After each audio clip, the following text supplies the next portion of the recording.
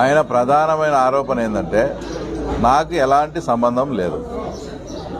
నాకు ఎలాంటి సంబంధం లేని దాని మీద వాళ్ళ ఇంట్లో మనిషిని వాళ్ళే చంపుకొని ఆ రోజు ఆదినారాయణ రెడ్డి కానీ బీటెక్ రవి కానీ ఏదైతే ఈరోజు అవినాష్ రెడ్డి మాట్లాడేటప్పుడు ఆయన వెనకాల ఉన్నాడో సతీష్ రెడ్డి మీద కూడా ఆ రోజు ఫస్ట్ ప్రధానంగా ఆరోపణ చేశారు. అంటే ఏ సంబంధం లేని మమ్మల్ని వివేకానంద రెడ్డి కేసులో దాని గురించి మాట్లాడి ఆ ఎలక్షన్ టైంలో అప్పుడు నేను ఎంపీగా అప్పుడు పోటీ చేసిన ఈ వివేకానంద రెడ్డి ఎఫెక్టు వివేకానంద రెడ్డి మర్డర్ వల్లనే కూడా నాకు బాగా డ్యామేజ్ అయ్యి తర్వాత నేను ఎప్పుడూ తర్వాత ఓడిపోలేదు. ఆ తర్వాత నేను ఆ రోజు ఆ ఎన్నికల్లో ఓడిపోవాల్సి వచ్చింది. అంటే మీ ఇంట్లో మనిషిని మీరే చంపుకొని నింద మా మీద వేసి మమ్మల్ని ఇంత అన్పాపులర్ చేసి కడప జిల్లా ప్రజల దృష్టిలో మమ్మల్ని ఒక విలన్లుగా ఆ రోజు చిత్రీకరించి చేసినప్పుడు ఆటోమేటిక్గా ఇదంతా మీరు ముందు ఆయన మీద చేసినారు. కాబట్టి ఆయన ఇప్పుడు ఏదన్నా కానీ పులిందుల గురించి దాని గురించి ఏదన్నా కానీ మాట్లాడాల్సి వస్తుంది. ఇంకోటి ఏంటంటే మాట్లాడితే ఆయన ఏదో వేరే రకంగా అన్నట్టు పులిందలలో ప్రజలు ఆయన అనేది వైఎస్ ఇంట్లో ఉండే పుల్ల గురించి ఆయన మాట్లాడింది దాన్ని కామన్గా అందరి ప్రజలకు వృద్ధి ఇక్కడేదో ఒక యూనిటీ మాదిరి తీసుకొని ఆయన ఏదో పులిందల ప్రజలను అన్నట్టు కాదు. మీరు పులిందల వాళ్ళు వైఎస్ వాళ్ళు పులిందల పుల్లు అంటారు కదా అని ఆయన మాట్లాడ్డాం. ఇంకో ఆయన వచ్చి సతీష్ రెడ్డి గారు ఏం మాట్లాడతారు, నువ్వేం పెద్ద పుడింగివా మేము నువ్వేందన్నా చేస్తే అని సతీష్ రెడ్డి గారు.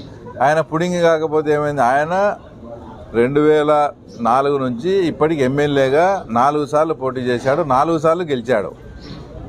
ఆ మాట్లాడిన వ్యక్తి సతీష్ రెడ్డి గారు 5 సార్లు పోటీ చేసి 5 సార్లు ఓడిపోయినారు. మళ్ళీ ఆయన పట్టుకొని నువ్వు పెద్ద పుడింగివా మేము ఇక్కడ గాజులు దొరుకునేమా ఆ తర్వాత అది ఇది ఆయన మాట్లాడతాడు. ఇప్పుడు ప్రధానంగా ఏంటంటే ఏ సంబంధము లేని ఆదినారాయణ రెడ్డి గారి మీద నా మీద కానీ వివేకానంద రెడ్డి కేసు అనేది చేసి మమ్మల్ని ఎంత ఇబ్బంది పెట్టినారు. కాబట్టి ప్లస్ అది కాక జగన్మోహన్ రెడ్డి ఏమన్నా ఒక పులిందల స్థాయి లీడర్ కాదు కదా, ఆయన గతంలో ముఖ్యమంత్రిగా పనిచేసినాడు. ఆయన రాష్ట్ర స్థాయి నాయకుడు. రాష్ట్ర స్థాయి నాయకుడు అయినప్పుడు ప్రతి నియోజకవర్గం నుంచి ప్రతి ఎమ్మెల్యే కూడా ఆయన మీద విమర్శిస్తాడు. ఆయన కుటుంబ సభ్యుల మీద తప్పుంటే విమర్శిస్తాడు. దానికి నీకు పులిందలకు ఏం సంబంధం అది ఇదని మాట్లాడడంలో అసలు దాంట్లో అర్థమే లేదు.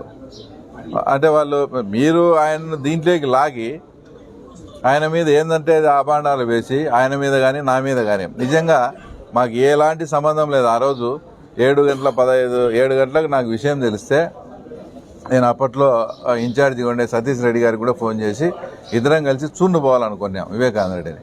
మేము చూర్ను పోవాలనుకునే లోపలనే సతీష్ రెడ్డి మీద నా మీద ఆదినారాయణ మీద వివేకానంద రెడ్డి ఇష్యూలో ఆరోపణలు చేశారు.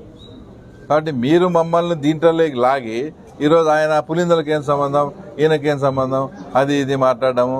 ఆయన ఇంకా ఎంపీ గారు ఒక స్టెప్ ముందుకు పోయి ఏదో సమ్మేళనంగా ఉండము మా కార్యకర్త సమ్మేళనం కాకుండా ఏం పీకుతారో వచ్చి పీక్కోండి, మీకు చేతనైంది చేసుకోండి. మీ ఇంటికి వస్తామంటే తాడిపత్రిలో ఇట్లే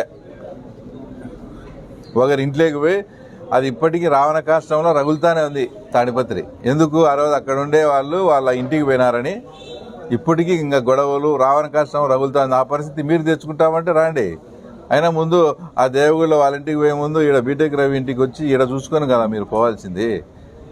ఇంకా సతీష్ రెడ్డి గారు మాట్లాడతారు చాలా టెక్నికల్గా చాలా ఇదిగా, అంటే క్రీస్తు పూర్వము క్రీస్తు శకం అన్నట్లు రాజశేఖర రెడ్డి హయాంలో గొడవలు ఎన్ని జరిగినాయంట. జగన్మోహన్ రెడ్డి గారు వచ్చిన తర్వాత చాలా ప్రజాస్వామ్యబద్ధంగా చాలా ఇది ఉందని చాలా టాక్టిక్గా మాట్లాడతాడు. ఇంత టాక్టిక్గా ఇంత లౌక్యంగా మాట్లాడే సతీష్ రెడ్డి గతంలో ఇట్లే మాట్లాడతానంటే పులివెందుల్లో ఏదో స్టేజ్లో మనం గడ్డెక్కేవాళ్ళం. అంత లౌక్యంగా అంటే ఇప్పుడు రాజశేఖర రెడ్డి ఎటు లేడు. రాజశేఖర రెడ్డిని తిట్టేందువల్ల ఏమి ఇబ్బంది లేదు. జగన్మోహన్ రెడ్డి ఇప్పుడు ఉన్నాడు. జగన్మోహన్ రెడ్డి ప్రాపకం కోసం కానీ జగన్మోహన్ రెడ్డిని ప్రజాస్వామ్యవాదిగా చిత్రీకరిస్తే ఈయనకు బెనిఫిట్ ఉంటుంది. ఇట్లా ఒకటి ఏదైనా మాట్లాడేటప్పుడు ముందు వెనక ఆలోచించాలి కదా. రాజశేఖర రెడ్డి ఉన్నప్పుడు సరే జరిగిపోయింది అనుకో.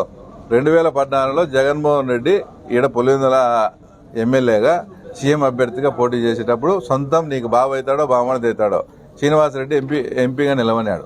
సాయంత్రం 4:30 అప్పుడు రవీంద్రనాథ్ స్కూల్లో ఏం జరిగిందో సతీష్ రెడ్డినే చెప్పాలా. శ్రీనివాసరెడ్డిని సతీష్ రెడ్డిని దాదాపుగా నిర్బంధించారు. మీరున్నారు ఆ రోజు. దాదాపుగా నిర్బంధించారు 4:30 5 గంటల తర్వాత. అప్పట్లో చనిపోయాడు వివేకానంద రెడ్డి వచ్చి ఆ సమస్యను పరిష్కరించాడు. రాళ్ల దాడి జరిగింది, ఆ రోజు 2 జీపు కార్ల అద్దాలు పగలగొట్టారు. అందరూ వీళ్ళు సాక్ష్యాలు. అంటే ఈయన పెద్ద ప్రజాస్వామ్యవాదని చెప్తాడు. అంటే రాజశేఖర హయాంలో జరిగినాయి, జగన్మోహన్ రెడ్డి హయాంలో ఏమీ జరగలేదని. ఇంకో ఎగ్జాంపుల్ కూడా, రాజశేఖర రెడ్డి గారు చనిపోయినాక బై ఎలక్షన్ జరిగింది, నేనే కంటెస్ట్ చేసిన. కోమన్నూతల నుంచి అంబకపల్లి వరకు ఎన్ని గొడవలు, ఎంత అల్లరి జరిగింది. నా పక్కన సతీష్ రెడ్డి కూడా కూర్చొని ఉన్నాడు, చంద్రబాబు నాయుడు గారి పక్కన నేను సతీష్ రెడ్డి కూర్చున్నాం. కోమన్నూతల నుంచి మురార్ జింతల, తర్వాత దిగువపల్లె, అంబకపల్లె, ఎంత గొడవలు, ఎంతగా రాళ్ళేసి చంద్రబాబు నాయుడు మీద రాళ్ళేసినారు. అప్పుడు ఎవరి హయాము? జగన్మోహన్ రెడ్డి హయాం కదా. మళ్ళీ మాట్లాడతాడు రాంగోపాల్ ఎలక్షన్ బాగా జరిగింది. రాంగోపాల్ ఎలక్షన్ బాగా జరిగితే మా మండల శాఖ అధ్యక్షుడు విశ్వనాథ్ రెడ్డి, మా ఇప్పుడు ప్రజెంట్ మార్కెట్ కమిటీ చైర్మన్ అయినటువంటి అమరు, వీళ్ళంతా ఎట్లా దెబ్బలు తిన్నారు. అమరు గొలుసు కూడా లాక్కుంటే ఈ రోజు కూడా మేము ఆ గొలుసు కూడా రికవర్ చేయలే. అది జరిగిందని నేను పోతే నా కారు మీద దాడి చేశారు. ఇవన్నీ జగన్మోహన్ రెడ్డి హయాంలో కాదా?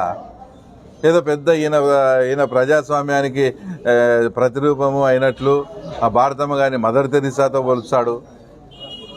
ఆయన అసలు ఏందో మాకు ఒకవేళ ఏందనుంటే భజన చేయొచ్చు, మరి ఇంత దారుణంగా ఆయన భారతమ్మనంటే మదర్ తెరిసా, ఈయన సాక్షాత్తు ఇది ప్రజాస్వామ్యం గురించి ఈ ఎట్లా ప్రజాస్వామ్యం ఇక్కడ వెల్లువిరిచిందంటే 33 వార్డులు ఉంటే 33 వార్డులు ఏకగ్రీవం అయ్యేంత ప్రజాస్వామ్యం పులివెందులలో.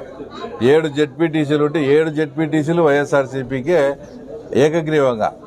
ఎన్ని ఎంపీటీసీలు ఉంటే అన్ని ఎంపీటీసీలు. ఇంత ప్రజాస్వామ్యాన్ని ప్రపంచంలో ఎక్కడా చూసిండం. మన సతీష్ రెడ్డి గారికి ఇది కనపడుతుందో లేదో. కాబట్టి ఏదన్నా ఒక ఆరోపణ ఆదినారెడ్డి గారు కానీ ఇంకోరు కానీ ఎందుకు చేస్తారు? మీరు అతన్ని దీంట్లోకి లాగి సంబంధం లేని వివేకానంద రెడ్డి కేసులో అసలు నిజంగా చెప్తున్నా, మళ్ళీ అమ్మురాజన్ ఎస్పీ గారిని మళ్ళీ పోయినాక అమ్మురాజన్ గారు నాకు క్లియర్గా చెప్పినారు, హరితాలో మీది మీటింగ్ జరిగి దాంట్లో ఫిక్సప్ చేసి తర్వాత నిన్ను తర్వాత మీ ఊరికి సంబంధించిన పరమేశ్వర్లను అందరినీ ముద్దాయిలు చేయమని నాకు ఆర్డర్ కూడా ఉంది. మీరు చాలా అదృష్టవంతులు సార్. మీరు సిబిఐకి పోయి సిబిఐ వచ్చిన దానివల్ల లేదంటే మాకు తప్పని తెలిసి కూడా మేము మిమ్మల్ని ముద్దాయిలుగా చేయాలి. పాపం ఆ విషయం తెలియక మా ఊరోళ్ళుగా వాళ్ళు వెంబడే ఉన్నారు, అది వేరే విషయం. అంటే ఇంత పకడ్బందీగా ఆదినారాయణ రెడ్డి గారిని కానీ మమ్మల్ని కానీ ఇరికేయాలని చూసి మీరు మాకు తెచ్చుకున్నాక ఆదినారాయణ గారు మీ గురించి మాట్లాడతారు. ఆయన 4 సార్లు పోటీ చేసి 4 సార్లు గెలిచినాడు. ఒకసారి ఎంపీకి చేసి ఓడిపోయినాడు, 4 సార్లు ఎమ్మెల్యేకి చేసి 4 సార్లు గెలిచినాడు. ఆయన పట్టుకొని ఇల్లు ఏందో మేము బిచ్చ పెట్టినాం అది ఇది. ఆయన ఏం చెప్తాడు, 96 ఎలక్షన్స్లో అప్పట్లో 25 లక్షలు నేను ఖర్చు పెట్టి చేసి ఎన్నో ఓట్లు ఇది చేస్తే మీకు ఒక రకంగా రిగ్గింగ్ అనుకోండి చేస్తే మీరు 4,000తో బయట పడినారని చెప్తాడు. అది 96లో. ఈయనకు టికెట్ ఇచ్చింది 2004లో. అవన్నీ ఎవరు ఇప్పుడు బేరీజ్ చేస్తారు, ఎవరిది తప్పు ఎవరిది కరెక్టు ఎవరు ఇదని ఇప్పుడు ఎవరు బేరీజ్ వేస్తారు? ఏం పడింది అంత దూరం మీకు? కాబట్టి ఈ ఏందో ఎలక్షన్లలో నువ్వు చూస్తాం అది కాదు, మాకు వేరే ఆయన ఇది అవసరం లేదు. మా పులివెందుల క్యాడరు మా పులివెందుల వాళ్ళతోనే మేము ఫైట్ చేసి తప్పకుండా మున్సిపాలిటీలో మంచి రిజల్టే తెస్తాం. అనవసరంగా దీన్ని రాద్ధాంతం చేసి దీన్ని ఇష్యూ చేసుకొని పరిస్థితులు ఇంకా క్రిటికల్గా పోయేటట్టు తెచ్చుకోవద్దండి. అసలు అడ్రస్ లేని నా కొడుకులు ఆదినాడిని ఖబర్దారంటాడు. నిన్న నాకేందో అర్థం కాలే. అంటే ఇంకా ఎవరన్నా మా వాళ్ళు టెంప్ట్ అయ్యి మా కార్యకర్తలు కొడితే మళ్ళీ కొట్టామంటారు, మన దౌర్జన్యం చేశారు కొట్టారంటారు. మీ మాటలు చూస్తే కోటలు దాడతాయి. కాబట్టి అందరికీ చెప్తానా, మర్యాదగా ఉండండి. ఎవరు రాజకీయం వాళ్ళు చేసుకోండి. ఇట్లా కబడ్దారులు వాళ్ళ గురించి వీళ్ళ గురించి ప్రెస్ మీట్లు పెట్టి ఆయన గురించి మాట్లాడితే మటుకు ఈ పరిణామాలు వేరుగా ఉంటాయి.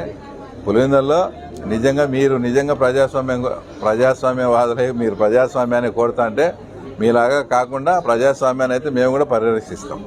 రైట్.